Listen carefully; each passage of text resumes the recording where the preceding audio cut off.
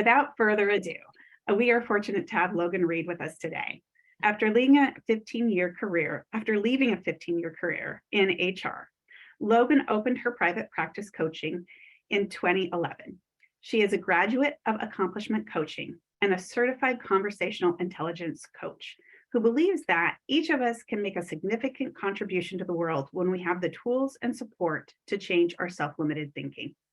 Logan loves bringing the neuroscience of conversational intelligence to individuals and teams who want to make a difference in their organizations. Take it away, Logan. Thank you. I'm going to start my screen share. Et voila. Oh my gosh, the hardest part for me is done. It's always the tech. It's always the tech. Welcome, everybody, whether you are joining live or watching the recording. I want to welcome you to When Differences Make Us Stronger, leveraging the power of conversational intelligence. As was mentioned, I spent 15 years in corporate human resources, and then I opened my private practice in 2011. I'm a PCC certified coach through the International Coach Federation and a certified conversational intelligence coach. Like, that's the boring part. What I want to be clear about as we go into our time together today is what I am not is a DEI specialist or expert. There are people who are far more qualified to speak and to work with you on that topic. And here's what I am. I am a coach and trainer who knows how to use brain chemistry, your brain chemistry, my brain chemistry, to increase the capacity to be with, to tolerate, if you will, diversity of beliefs, approaches, opinions, ideas, etc. in conversation. And what this does, this improves the quality of the work that your teams and individuals and then groups and organizations are able to do. And when you are able to welcome, hang with, not shy away from the differences that arise in all conversations, in all groups, in all organizations, you have a superpower that changes everything for the better, both professionally and personally. So I have two questions to get you going today, get us going today. And this is individual. Please just quiet time, internal, or write it down if you care to. I love to give participants, want to give you an intention for today that you create. So what do you want to get out of today? I'd be really selfish. What do you want to get? Do you want to just kind of let it wash over you? Do you have questions that you want to make sure get answered? What is your intention and focus? Because this changes how you're going to listen to me today and relate to the information that you're seeing. And once you have that, how will you get it? How are you going to make sure that you get what you want from today?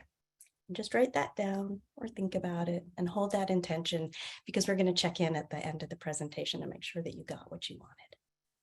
But let's get going. Welcome again. And here's where we're going to go today. We're going to get a glimpse of how your brain is designed and wired, ironically, to work against your commitment to diversity. You're here for a reason. You're here because you want to welcome diversity and invite differences into your work and conversations, but your brain is wired not so much for that. You're going to learn a handy dandy tool for managing your self-managing your biases, your own opinions, your own perceptions, because this work always starts with ourselves. I always say it's our side of the road first, our side of the street first, and then other people will come on for the ride. You're going to learn some easy techniques to learn how to push through when you get stuck in a conversation, when you notice that you or a group are pushing against diversity of thought and opinions. And hopefully you're going to have some laughs, you're going to learn some things and change your world. It is just going to be another day at the office. And because at the end of the day, welcoming diversity into your conversations, and you're going to hear this theme from me throughout today, is about moving from I-centric to we, moving from I to we, and welcoming diversity. So we're going to start with a foundation of what is conversational intelligence. Conversational intelligence is a way that shows us how to move from I to we, how to move when we are thinking and operating from our own biases and opinions and pushing against those of around us. How do we welcome that diversity? And that is a game changer, and it allows our differences to make us stronger. Conversational intelligence is the body of work of an amazing woman named Judith E. Glaser, who has sadly passed away. But what Judith did and what Judith created is a framework for making the invisible visible. And what I mean by this is when we are in conversation, when we are in relationship, there is a dance that we're doing, not just in the words that we're using, but more importantly in the brain chemistry, the brain chemicals, the neuroscience of that conversation is going on behind the scenes. And conversational intelligence gives us a way to see that and understand what's happening in our brain so that we can work with our brain chemistry and hang with those differences, hang with conflict, hang with when things seem to be stuck because people are really stuck in their opinions and beliefs. So CIQ provides an understanding of how our brain chemistry determines what happens, how we interact or don't interact, which is just as important with others, and then how to re-engage when we find that the conversation has stopped or gotten stuck.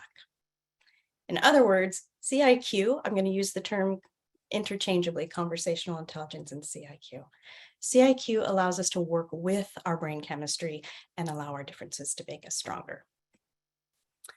And what you have here, if you're not seeing the visual, is a side view, a profile of a brain, an individual and their brain. And what we can see, what I want you to take from this is we see the amygdala in the back here, lizard brain, primal brain, you've heard this before, flight, fight, freeze, or appease. That is where I lives. That is where cortisol and adrenaline, for the purposes of this conversation, that's where that is produced. So when we get frightened, scared, when we contract, when that gets activated, that's your amygdala, and it's all about I. It's all about me and what I need to do to get out of this situation. Then we have your prefrontal cortex at your forehead, which is where we lives. Your prefrontal cortex is all about the big picture, all about creativity, connection, creation. And when we can activate our prefrontal cortex, we are opening ourselves up to we, and we feel our brain releases oxytocin, dopamine, the yummy things that we like. So our brain loves that. So shifting from I to we is all about amygdala and prefrontal cortex. And one of the things that I want to put in here, and I'm looking at my notes because I want to make sure that I get this right, is what I mean when I'm speaking about diversity today. And I'm a little bit of a word nerd. So I looked up the etymology, the origin of diversity, and it comes from the Latin diversus, which means turned different ways. So imagine, if you will, you're in a Zoom meeting or around a conference table, if we're going old school, and you're with 5 other people, you have 6 people in the meeting, and each one is literally turned a different way. So if you can go into your mind's eye and picture, one is turned to the right, one is turned to the left, one has their back to you, maybe one's lying on the floor and looking up at the ceiling. This to me embodies what diversity is, because each person is seeing something different, quite literally, based on their perception, based on where they're standing, what they're looking at. This to me is a really nice visual for diversity, because when we can begin navigating the conversation and inviting people to turn around, still keeping their perspectives and beliefs, now we're all at that table and we are sharing those, and we are using each other's differences to make us stronger. So hold that visual in your mind, if you will. And let's see. It all starts and ends with your brain. By starting, I mean either the co-creation and the welcoming of diversity starts, or it dies and it ends and the conversation is over. So I think it's really important to understand your brain's job, what it was designed for, what it is doing 24/7. Your brain has one job, and one job only, and that's to keep you safe. Let's look at what that means. What it means is we look for those who are like us, air quotes here, like us. We look for people who are like us in looks, in thinking, in opinions, in beliefs, in speaking, manner of speaking. And if we could open up the chat for just a second, what have I missed? What are our brains looking for when we're looking for those who are like us? If you could just pop it in the chat real quick. And I can't see the chat, so if somebody can tell me what's coming in, that would be awesome. Sure, I can help with that. Thank you. We have values, safety, height, people who agree, affirmation, agreement, habits, predictability, similarities, experiences, values, clothes, cultural, ability, Sweet. validation. Nice. Awesome. Thank you. So this, full disclosure, the reason I do this is I learn something every time. So thank you for sharing your difference of thoughts and opinions. And I love that list because it is huge, right? And this is part of making the invisible visible. All of that is running through your brain, my brain, their brain, whoever they are, all the time. And your brain trusts who and what it knows. And that level of trust changes reality and perspective. Remember, as we're sitting at that table, whether we're looking away or looking at our conversational partners. And it's really important to remember, always be aware of your brain's first commitment is to you, is to I. It's about my safety, my comfort. And that's not a bad thing. The first thing in coaching is always just noticing. Just notice that where your brain wants to go, how it is designed to go, is to take care of you. And what we're talking about today is moving from I to we. And fast brain for the win. Not really. This is based on the work of Daniel Kahneman. I'm going to give a resource list at the end, so don't worry about these names yet. Daniel Kahneman has a book called Thinking Fast and Slow. And the way that I'm using it today is fast brain correlates with your amygdala. It's the brain that is making those snap decisions, deciding if you're safe, and moving from there. So your fast brain is always looking around to make sure you're safe. And here's the thing. It takes your brain 0.07 seconds to make a judgment or assessment of a person, a situation, information. 0.07 seconds. Let's tease this out a bit. That's 857 times per minute. 8,570 times in a 10-minute conversation. Your brain is deciding. You're deciding, do you like it? Does she like me? Does she get me? Am I understood? Am I safe? In an hour-long meeting, even better, you have the opportunity for 5,142 snap judgments. And what is your brain going to do? It's going to keep you safe. So let's say you have 3 conversations and a couple of hour-long meetings in a day. That is 30,852 assessments made each in 0.07 seconds. Your brain is a machine, a judgment machine. Now, remember that each judgment, each assessment of whether you're safe and okay is based only on whether you feel safe.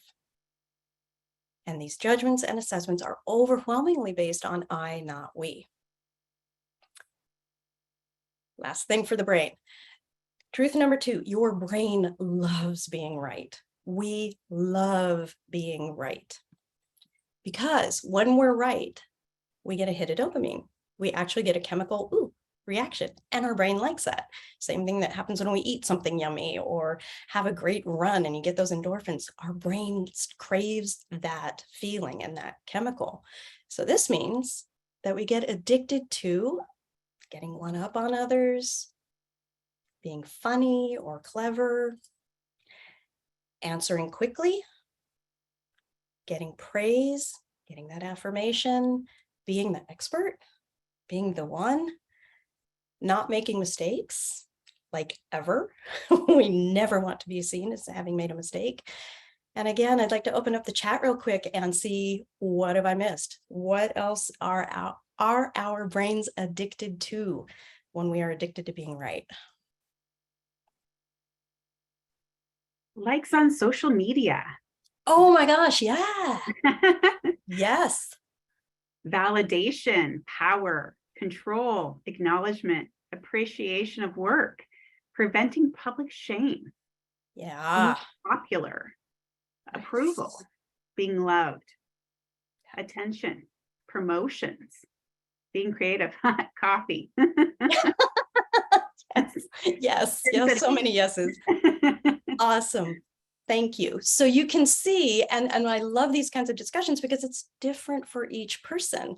I'm addicted, my brain is addicted to different things than your brain. And again, it's just knowing that this is what your brain lives for: being right, being first, being a winner, being liked, being included. Can you see how this works with diversity? We want to be part of the team. We want to be part of the group.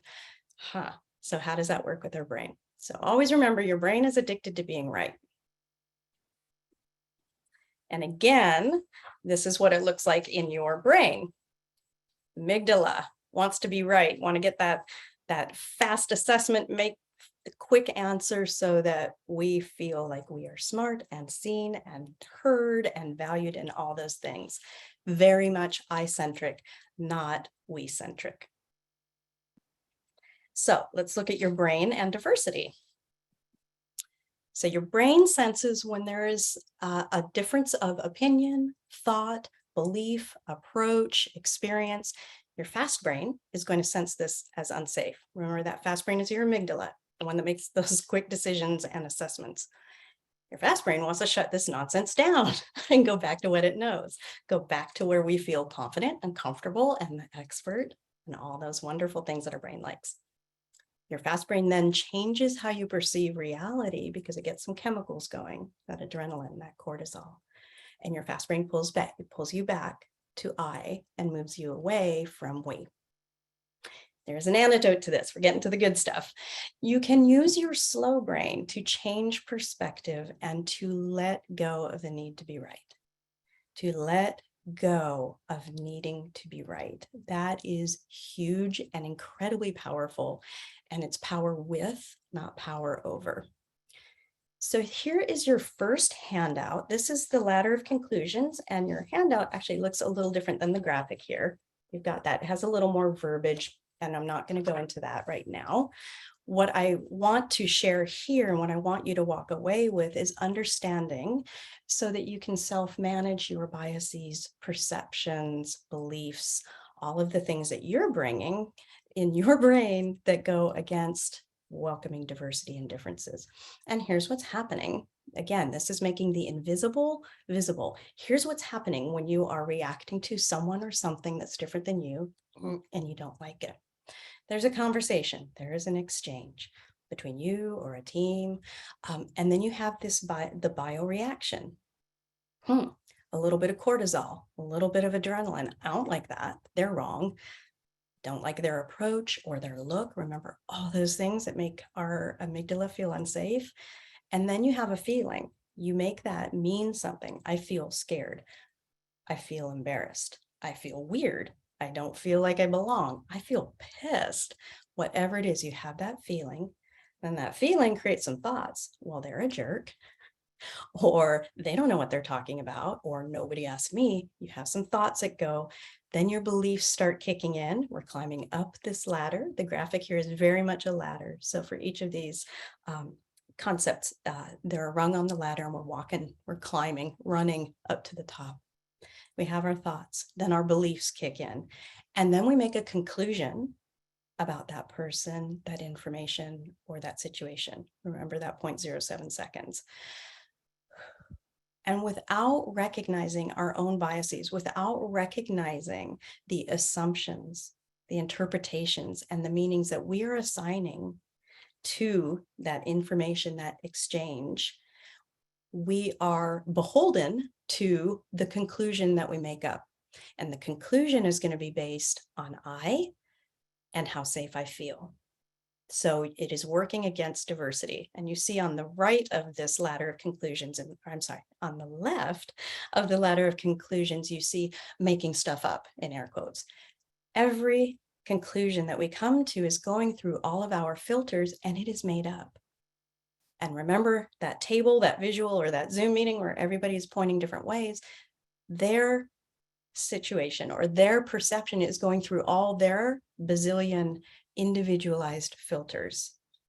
So knowing this, knowing that every time you feel a little triggered, you feel your amygdala going, you feel that fast brain saying, I'm not safe, I don't like it, this is wrong, conversation over, you can begin to practice coming back down this ladder of conclusions, climbing down those rungs so that we come back to the foundation, which is conversation. I want to stop here and open up for questions because this is an important tool and concept, and I want to make sure that we are giving it due respect. And if you have questions, I'd like to answer those now. We do have a question. Okay. The question is, does the brain constantly make judgments, assessments, or once it has made one, does it stop making those judgments? Or maybe it just seems like the people ignore what the brain is telling them once they make the initial judgment. For example, I decided I trust this person, so it will take something massive to change them. Beautiful question. Thank you. Because our biases can also, have you heard of the halo effect, right? When I know and trust you, then I'm far more likely to give you the benefit of the doubt.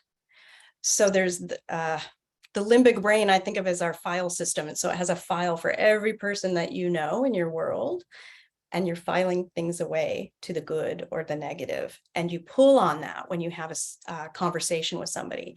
So depending on the level of trust and the maturity and depth of the relationship, your brain, I think to answer the question, your brain is still going to make those judgments. We literally can't stop it. We can slow it down and we can question them. So your brain is going to be making those judgments, but how you react and perceive is going to be dependent on the level of trust. And actually, I have a slide in a moment that I think is going to actually dovetail on this quite nicely. So thank you for the question. Anything else before I move on? There are a couple of other questions. Do you want to take another? Let's take one more, and please know I'm going to share some information at the end. If we don't get to anything, or if you're more of a one-on-one kind of person, there are ways that we can connect and get your questions answered for sure. So let's take one more. So this is a really interesting question. How does this connect with culture of white supremacy in comparison to other cultures? Oh my gosh. Oh, what a huge question and a beautiful question. I'm going to truncate my answer. I'm going to shorten my answer just in the spirit of time. We could spend another hour on this. The beauty of conversational intelligence to me is that our brains are wired regardless of color, right? Our brains are designed the way our brains are designed. And that it would be the meta, if you will, like that's the highest level. And then when we start getting into our skin color, our culture, our gender, our socioeconomic, all of the layers. So white supremacy, for those of us who are white bodied and living in the United States, I'm not familiar so much with other countries, but absolutely, those things go into our perceptions and those filters that I spoke about. The cool thing, I think this is what I want to say, is the cool thing is that we can manage our brain chemistry to sidestep those. And the first thing is being aware. So in this case, being aware that I have been raised and trained in a white supremacist culture, like acknowledging that. Now I can begin to check out and dismantle. We could use the ladder of conclusions, where my conclusions come from, where they're born from, and how I came to them. And now I can question them and perhaps come back down my ladder of conclusions to stay in connection in that conversation. I hope that's helpful. All right, let's move on. We have much road to cover. This dovetails. This is the graphic that dovetails well with the first question that we had. And the graphic here are two individuals facing each other, and you can see their brains are lit up. And here's, I wanted to just give a graphic of how trust changes reality. So in that fast brain, that amygdala gets activated, we see what is happening on the left-hand side of the graphic. The left profile is all in red, and it says that the way we are being in that conversation is to protect and resist. We reveal less, we expect mistakes, we're looking for mistakes, looking for mistakes for other people, like, right, we're ready to pounce, we assume the worst, we're looking at others with caution and suspicion, we interpret through fear with fear, we are more likely to tell secrets, collude with others in our group, try and get some, garner some some momentum for why we're right, and we get yes people. I believe somebody said in the comments earlier that agreement, like agreeing to get along to go along.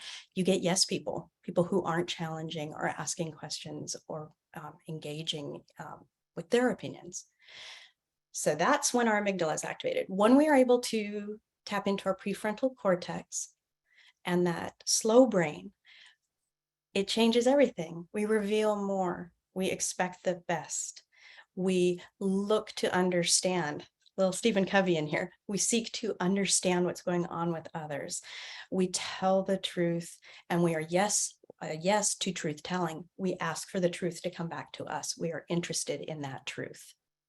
So this is, again, that dance between I and we. Am I taking care of me, or is my prefrontal cortex happy, open, and ready to connect and look at we?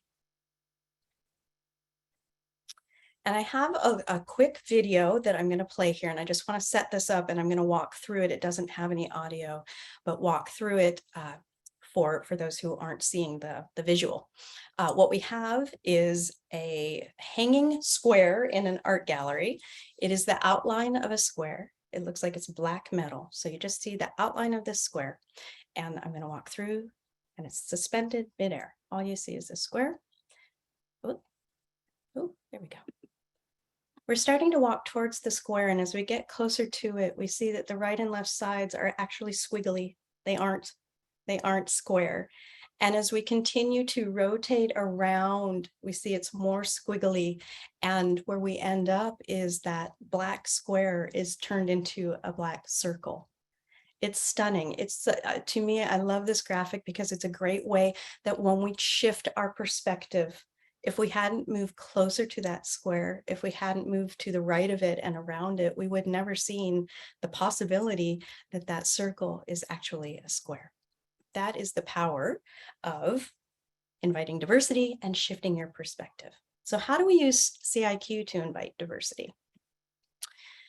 Very quickly, conversational intelligence works with 3 levels of conversation.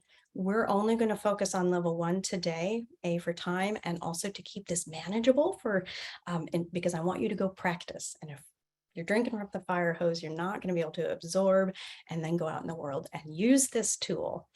Level 1 conversations are a great way to move out of your need to be right and engage that slow brain, engage that prefrontal cortex, which then changes your reality, opening up the possibility of moving conversations and the work forward when you feel stuck. And ultimately, this is how you can invite diversity into your conversations. It's a great first step for inviting that diversity into your conversations and your work. Here we go. This is your second handout, the top part. We're going to get to the second part in a moment. Level 1 conversations are all about exchanging information. Level 1 is transactional. Just for reference, level 2 is positional, and level 3 is transformational. And in any conversation, we're using all 3, we're going back and forth. And level 1 for our conversation today is a great way to start at welcoming diversity and moving into inviting differences into your conversations. The intention when you are using level 1 conversation is to sidestep those biases, to sidestep that ladder of conclusions and let go of the need to be right. When we're in a healthy mindset, when we're up here in our prefrontal cortex, what we use level 1 for is to validate what we know and what we don't know, allowing for the possibility that we don't know it all and we may not be right. And what we're doing is we are seeking to understand. Slow breath, seeking to understand. When we're activated, if we're coming from our amygdala, if we're approaching the conversation from our amygdala and that fast brain, it's easy to fall into tell, sell, yell syndrome. First, I'm going to tell you why I'm right. Then I'm going to sell you why I'm right. I'm going to tell you all the cool things and how much I know and how great it is. Ugh. And that didn't work because remember, your conversational partner wants to be right also. Then I start yelling, and that's where conversation ends. So tell, sell, yell syndrome is a telltale sign that you are acting from your amygdala and that fast brain. The things to watch for yourself and in your conversations is that need to be right and not being open to influence. Because again, when we are in that need to be right and we are standing in that, it's all about me and you need to understand how right I am. When we activate that prefrontal cortex, now maybe I'm not right and maybe I can learn something from you, and maybe then we can co-create something together that is even better than what I would have come up with or you would have come up with on your own. So the skill to develop here is asking open-ended questions that invite people into the conversation and fostering give and take of information, of facts, of opinions. And the neurochemistry here, as with anything with CIQ, is to lower the cortisol, calm that amygdala, and raise the oxytocin that has you feeling connected and engaged with your conversational partners. So how do we do this? The first step, actually, you know what? I'm going to stop for a moment and see if there are any questions about level 1 conversations, because that's an important concept. So can we open up and just see if there's any questions that I can answer real quick? Yeah, Logan, we do have a couple of questions. One of these questions is, does the need to be right war with the need to be on the moral high ground? Meaning, do we keep fighting to be right, even if it is morally wrong? Oh, wow. That's deep. What I would say to that is if you are in the conversation, it is not about betraying your morals, betraying your values. What you see is the high ground. So here's the interesting thing. Whatever their position is, they're seeing that as the high ground. So understanding where they're coming from is going to at least keep the conversation going. So what I'm aiming to do here today is show you how to stay in the conversation, particularly in a work environment. So it's about moving the work forward, and morality may not show up as often as if we were in our personal lives talking about politics or hot topics, anything like that. So short answer would be using the questions, using level 1 allows you to understand what's going on over there with them. And then you can decide what your next move is outside of your need to be right and entertaining or understanding what they believe to be right. Is that helpful? I think it's very helpful. Thank you. Okay, that's a really interesting question. I'm going to go ahead and skip onward and show you how, right? It's all well and good to talk about the why and the what, but let's get to how. 3 steps to moving from I to we. The first, remember I said it's always our side of the street first. Ask an internal question, inside, to engage your slow brain when you feel that you are activated or pushing against. So stuck, aggravated, frustrated, those are your tells. Oof, something's happening. Okay, what do I do? You can ask yourself an internal question that is intentionally used to engage your slow brain. So for example, what is there for me to learn here? What if I'm not right? those of you who know me, who are in the audience, are going to know I love what if as a preface to a question. What if? What if I'm not right? Or what am I genuinely curious about? Like, what do I actually want to know about the situation? And what you're doing here is you're cutting the connection of your fast brain. You're creating a pause so that you can tap in and engage with your slow brain so that you can stay in the conversation.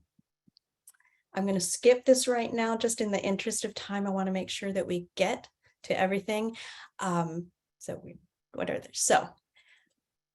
internal question calms that amygdala, starts opening up a little bit of the prefrontal cortex to the opportunity, the possibility that you don't have to be right. If I'm not right here, what would I ask? What do I want to know? My two favorite words: get curious. Ask, don't tell. Remember that tell, sell, yell? Ask. Asking is inviting. When we're telling, one of the things that I like to think about is telling is a push energy. See my hands? Push energy. I'm pushing what I want or what I think on you. What do we do when we're pushed? Most of us, we bow up. We don't like that. You're not the boss of me. So the work here is to get curious and ask. And when I ask, I am inviting, I am shifting that energy. I still might think I'm right, but I'm shifting the energy of the conversation so that we stay going. Could you tell me more about XYZ? What led you to this idea? This is my favorite. What are you seeing that I'm not? Like, acknowledge that I might be missing something here. What do you see? What do you know that I don't? What do you know that I may not know? All of these are ways to invite that diversity, invite their opinion, because remember, all those things that we talked about in terms of your need, my need to be right, they have it also, whoever they are, your conversational partner, they want to be right also. So when you are able to let go of your need to be right, what a gift. What a gift to allow them to maybe be right, or and allow them to share their experience and their history and their approach. And that, what you're doing in that moment, my friend, is opening up their prefrontal cortex. And now it's a whole different level of conversation that you're able to have. Again, I'm going to skip this in the interest of time. So our brain loves a process. Anybody who knows me will say, it's all well and good in theory, but until we take the action, until we do this thing, your brain isn't going to be on board. Your brain is going to push against you because this is new. This is different. What do we know? Our brain doesn't like that. Our brain does like the structure of a process. And this, I think of it as like a handrail as you're practicing moving from I to we. As you're practicing using level 1 conversation to move from I to we. So your new best friend for welcoming diversity in your conversation using CIQ is going to be this 3-step process that we just walked through. And I want to put in here, one of my favorite things is what I call reminders without effort. When we are practicing something new, when we are learning something new, our brain, we're just going to fall back into our habits, right? What we know, what we've been doing for 10, 20, 30, 40, 50, 60, 70 years. So print and post. You could print the ladder of conclusions so that you can see it. You could put a little sticky on your laptop if you want. You could make a note on your notepad, I to we, anything that reminds you about the ladder of conclusions so that you can remember that what you're doing here is managing your biases and sidestepping them using transactional questions, using those level 1 questions. So here's what the process is. It's what we just walked through. Three-step process.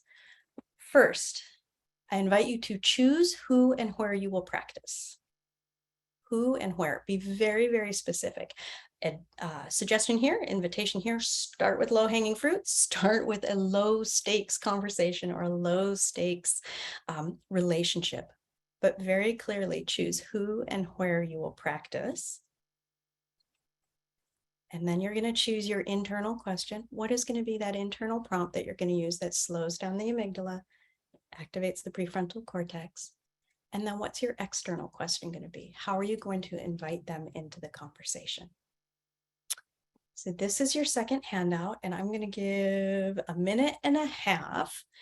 I'm going to be quiet to allow you to take a moment and fill in this worksheet for yourself so that you are writing it down, you're getting it, you're committing to who and where you're going to practice, what your internal question will be, and what your external question will be. I'll see you in 90 seconds.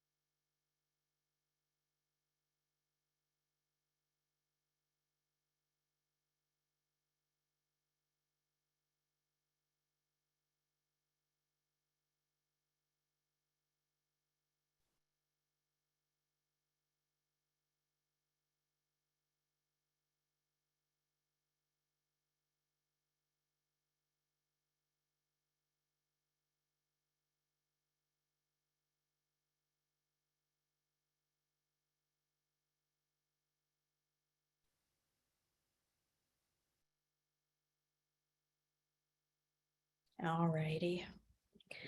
It's amazing to me how long 90 seconds feels when I don't get to speak. So you can continue to work on this, obviously, outside of here.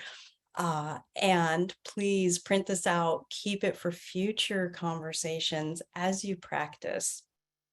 And here's what I want to leave you with today. The graphic here is an arrow going from the lower left to the upper right of the screen. And in the lower left, we have I, and the upper right, we have we. It's a nice straight line. And this is how we want it to go when we're practicing something new. This is how we want it to go when we are welcoming and learning how to welcome diversity into our conversations, so that we can leverage our differences and we can get into some really good work. Straight trajectory. And it's all because I went to this amazing presentation this one time. So this is what we have in our mind. This is what we want. And here is reality. The graphic is a really squiggly line that again starts from the lower right and goes up to the upper left. No, yes, upper right. And in the lower left, we have I, and the upper right, we have we.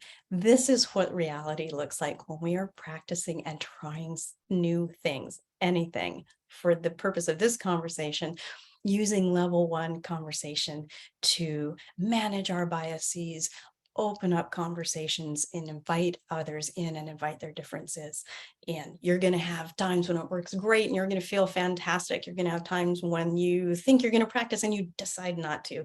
You're going to have conversations that do go sideways.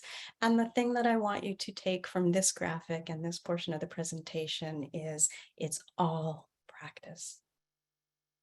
That's all any of us are doing, no matter what we're practicing. We are just practicing, and that's all it is. And the more you practice, the more skilled that you get, the more natural it feels, the more confident you are, the less you need to be right? You start feeling that less and less often because you are now a master of inviting other people into your conversations. So grace, compassion, and a steadfast commitment to practicing. That's what is going to be your secret to success. That is all I have for today. I do want to make sure you have resources. So if you want to learn more about conversational intelligence, Judith's book is Conversational Intelligence: How Great Leaders Build Trust and Get Extraordinary Results. It's an easy read, really powerful, has a lot of great tools. And then there's also Thinking Fast and Slow by Daniel Kahneman. And if you are more a one-on-one person, or we don't get to your question today, here's how you can reach out to me. I'm more than happy to continue the conversation. Calendly, to get on my calendar, or go old school and give me a call or email me. And that opens us, or leaves us, to Q&A. And I'm going to go back. So if we can open up for Q&A now, that would be great. And I'm going to go back here so that you have this in front of you in case you didn't get it as I flew by.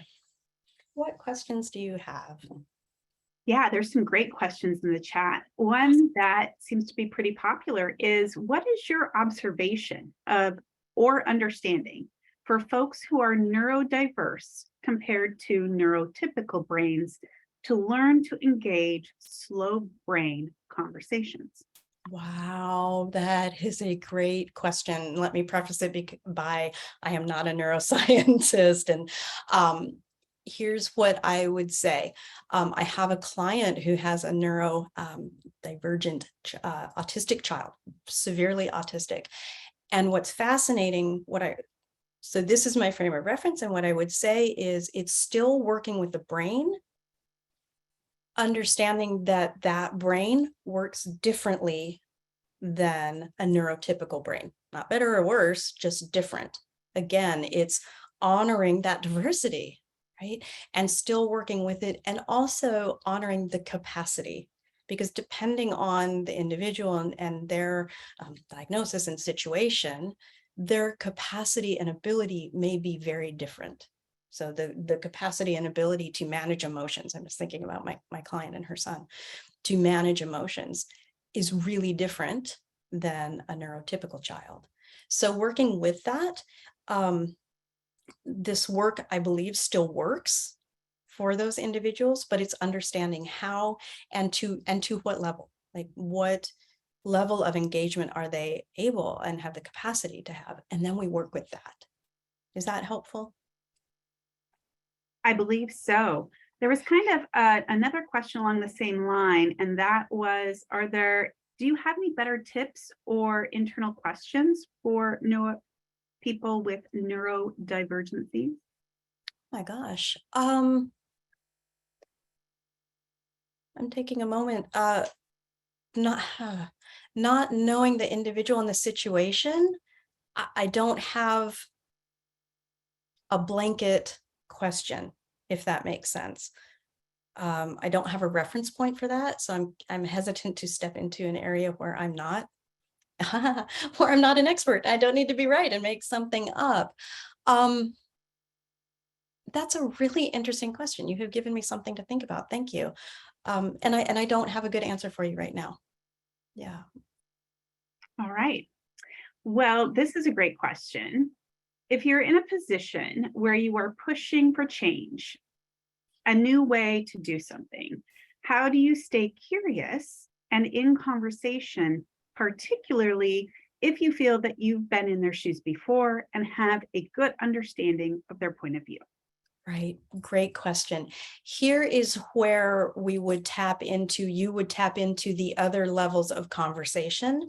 So remember, level 1 is transactional. Level 2 is positional, where we are literally sharing our positions. That is often where we get stuck, because we're sharing our positions rather than that ask and tell, that give and take of sharing positions and hearing positions.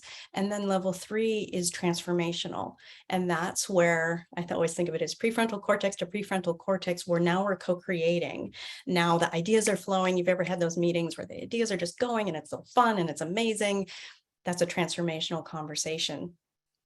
So I would say that particularly with change management, remember, our brain doesn't like different things. And when we know that we're right, or we know that we have a way that works, maybe that might be a better way to say it, because words matter. I have a way that I know works and have used in the past.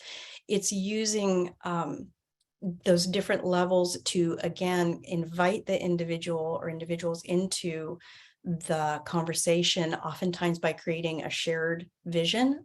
Where are we heading? What are we, so that a shared vision of success, so that everybody feels that they are a part of the conversation rather than I'm a consultant, or I'm coming in and I'm telling you, here's how we do it in this organization, or here's how I've done it in the past. There are ways to share your knowledge and your expertise and your opinions while still inviting those of other people. And the underpinning being, if you aren't tied to being right, if you don't need to be right, you are opening yourself up to learning and to seeing that your way, your approach might be even better, incorporating some of, all of, however it goes, what your conversational partners bring to the table. So level 1 conversation isn't going to get you there.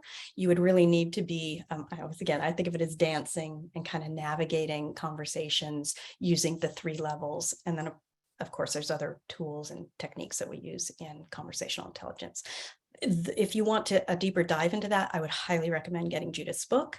I think you would get a lot of value out of it. Thank you for the question. Yeah, thank you. That was a great answer. We have another question here. How should we handle a conversation with someone that is clearly speaking from their amygdala? Right? Yeah. Yeah, we've all been there.